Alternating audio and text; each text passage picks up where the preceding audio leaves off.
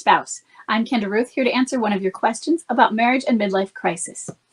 Today we have an anonymous female left behind spouse. Her bomb drop was July of 2018, so it's been 4 years. Her date of marriage is 2002. She has a boomerang who is a low energy wallower. She says, the alienator was my best friend. My ex-husband had an emotional affair with her. He claims that they're best friends and that they're not a couple, but they already went twice on vacation together. And her daughters know each other. They follow dance classes in the same dance school. 4 weeks ago, there was a performance. Normally, if there's some event for the kids, we sit together as parents. But this time he said he was going to sit with her as she was there for her daughter. So I sat alone. It was so humiliating. In 2 days, there's another dance performance. Do I say to him that I expect him to sit with me as we're both there not for ourselves, but to support our daughters, and we're still a family? Or is this pushing him? Our daughter wasn't at all distressed the last time. She doesn't really care. And I'm warned now that it might happen. So it's not that I can't handle it, and I don't want to pick a fight since we get along. Should I do it as a boundary against cake eating? Me being there in the same place as her, being okay with this? Okay, I have a few questions. I have a solid answer for this, but there are some questions I have. When I first read this, I think that I skipped over in my brain the part that it says ex-husband. So, is your divorce final? My answer is going to be the same, but it makes it a little stronger. But it would be the same even if your divorce weren't final after 4 years in. He's not living at home.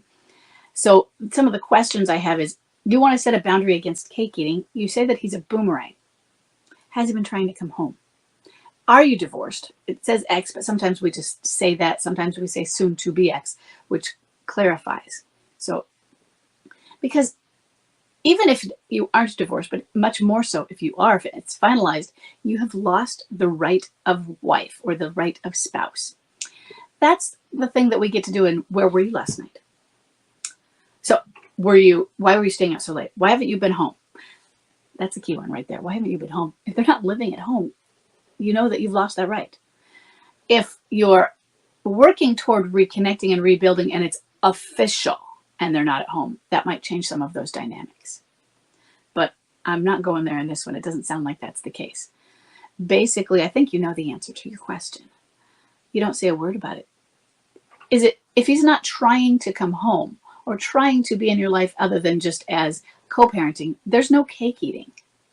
I know that sucks. And I know that it's not necessarily appropriate, that he's probably having an illicit relationship with someone who's your best friend because he's denying it. And I guess one of my other questions is, was she the original alienator back at bomb drop or before the divorce and that got this going? Or that he followed up with her soon after bomb drop? I get it. Now, if she wasn't the original alienator and it's been years and then they hooked up together later, that changes it as well.